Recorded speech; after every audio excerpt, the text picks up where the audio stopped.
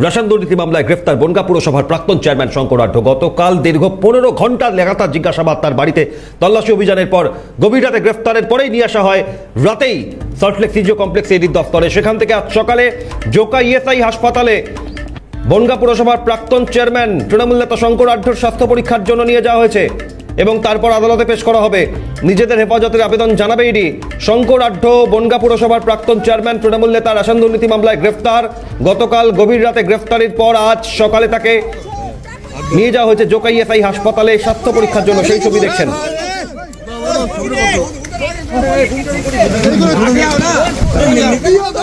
आप लोग आगे जाइए,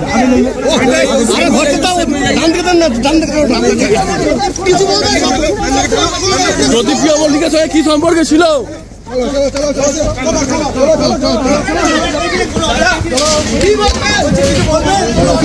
সরাসরি চলে যাবো জোকা ইএসআই হাসপাতাল চত্বর থেকে। অভিরূপা হাজরা আমাদের সঙ্গে রয়েছেন। অভিরূপা, সকালবেলা সল্টলেক সিজিও কমপ্লেক্সে ইডির দফতর থেকে বের করে জোকা ইএসআই হাসপাতালে নিয়ে যাওয়া সব মিলিয়ে এখনো পর্যন্ত কি কি ছবি খবর সামনে আসলো অভিরূপা?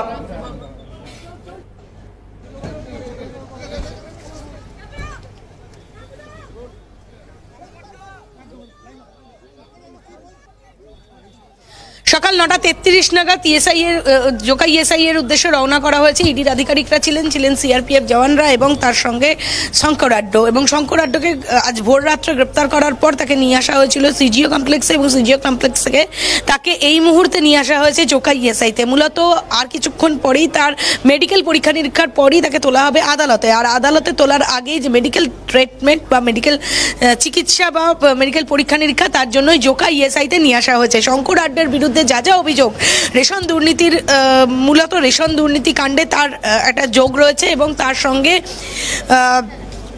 জ্যোতিপ্রিয় মল্লিকের সাথে একটা যোগ রয়েছে তার, এমনটাই একটা সূত্রের খবর। এবং তার সঙ্গে তার মেয়ে প্রিয়দর্শিনী মল্লিক, তার সঙ্গেও একটা মেসেজ চালাচালির কথা উঠে আসে ইডির সূত্র ধরে। এবং সেই সঙ্গেই এই রেশন দুর্নীতিতে নাম জড়িয়েছে শঙ্কর আঢ্যর। এবং এই শঙ্কর আঢ্যর বাড়ির থেকে গতকাল টাকা উদ্ধার করা হয়েছে বেশ কিছু নথি, যা বাজেয়াপ্ত করা হয়েছে, যা আপাতত খতিয়ে দেখছে ইডি। তবে ইডির এই মুহূর্তে আদালতে নিয়ে গিয়ে তার স্বাস্থ্য পরীক্ষার পর তাকে যখন আদালতে নিয়ে যাওয়া হবে, আদালতের কাছে তারা 14 দিনের রিমান্ড চাইবেন। 14 দিনের রিমান্ড তার এই কারণ হলো, প্রথমত হচ্ছে 14 দিন পিসি এবং দ্বিতীয়ত হচ্ছে পিসির অন্যতম কারণ হচ্ছে তার বাড়ির থেকে যে টাকা এবং নথি উদ্ধার করা হয়েছে, সেই টাকা এবং নথির উৎস বা নথি সংক্রান্ত যা যা তথ্য তদন্তকারী সংস্থা জানতে চাইছে তার থেকে জানার প্রয়োজন রয়েছে। সেই কারণেই শঙ্কর আঢ্যকে 14 দিনের নিজেদের হেফাজতে আনার বা নেওয়ার আবেদন জানাবে ইডি। এবং শঙ্কর আঢ্য তিনি এই কিছুক্ষণ আগে এই জোকা ইএসআই থেকে তিনি বেরোলেন, তখন জোকা ইএসআইতে ঢুকলেন, তখন তিনি বললেন সবই চক্রান্ত, তিনি চক্রান্তের শিকার। এটা কিন্তু পরিষ্কারভাবে তিনি এখানে বলে, সংবাদ মাধ্যমের সামনে বলে তিনি ভিতরে গেলেন। তার মানে কি তিনি এটা বোঝাতে চাইছেন যে তিনি চক্রান্তের শিকার। এবং এই চক্রান্তের শিকার গতকাল যে ছবি সারা বাংলা দেখলো, 1 সন্দেশখালী, 2 বনগাঁ।